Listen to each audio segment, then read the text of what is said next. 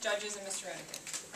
My name is Ellie and the resolution is that resolved that the United States federal government should substantially increase its transportation infrastructure investment in the United States. As my partner John said in his opening, we are here to tell you why something needs to change in transportation infrastructure and how we propose to make that change.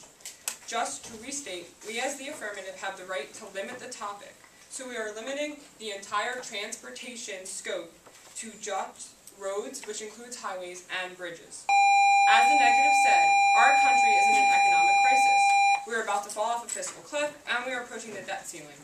But we are also driving on a road towards ruin. Transportation is just as important as any other policy issue Washington has decided to address.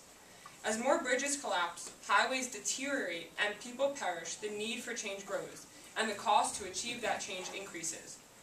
As John pointed out in his speech, some attempts have been made to repair infrastructure failings, but it is seen by statistics that nothing has gotten significantly better. Therefore, there's no inherency to fix this problem. John and I have spent a long time mulling over this resolution, thinking of the most practical and desirable possibilities. So let me take you through our thought process a little bit.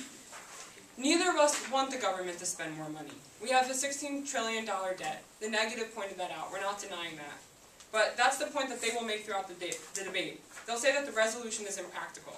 If the government was investing in infrastructure with even more money, then yes, we would agree that it's impractical. However, that's not what we call for. We are proposing that the government reallocates funds towards transportation infrastructure investments. This is not going to necessarily increase the deficit by more than we are already doing, because the government will just be taking the money they already have, but moving a little bit here and a little bit there towards transportation infrastructure, so it gets the money and the attention that this crisis warrants.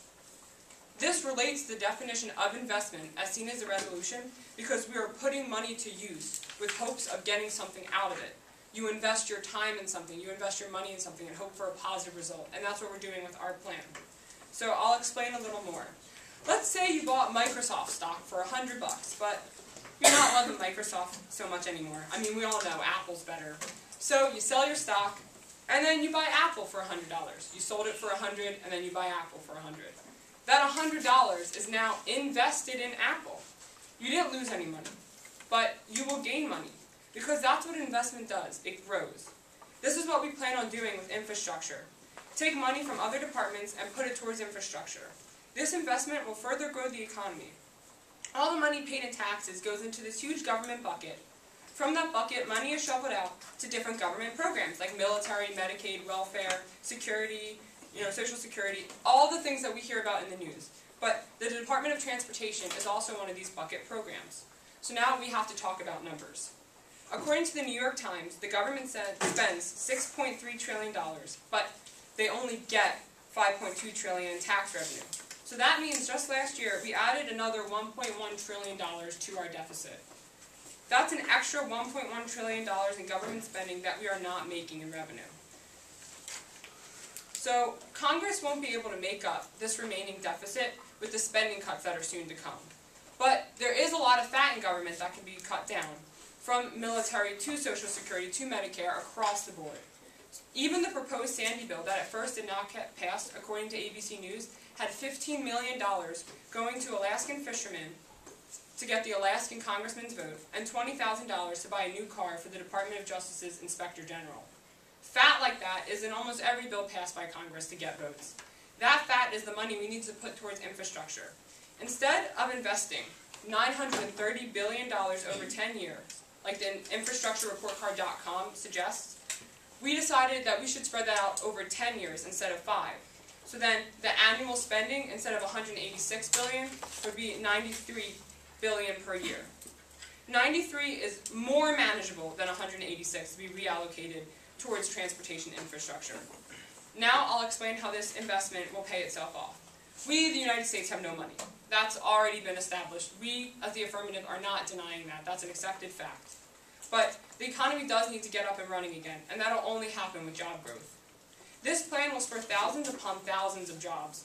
Just think about it. To not only repair, but rebuild our failing bridges and roads, the federal government must use the $93 billion to employ companies to fix this.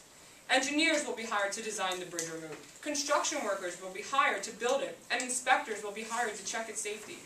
Also, when people work, they pay taxes, which puts more money in the government's pocket. And when people work, they have more money, so they spend more money, creating growth outside of the transportation industry. This will also reduce transportation costs, helping individuals and businesses. All of these factors combined will improve our national GDP. Nikki spoke of lack of efficiency and cited over-budget projects. But to use our money wisely, we can kind of do what Upper Dublin High School did. When we built the new school, we knocked down the old, and we composted, and we used some of the same bricks to build the new to save money. And that's what they can do with these new bridges. Knock down the old, compost it, and use it towards the new. So, how much longer until we realize that our failing infrastructure is an immediate problem? Bridges, roads, and highways have collapsed. What more are we waiting for? It took the shooting in Newtown for a conversation on gun control to happen. Are we waiting for another transportation infrastructure catastrophe to happen before we fix it? It's already broken. We can't let more people die. Fix what isn't safe before we drive off our road to ruin. Thank you, and vote affirmative.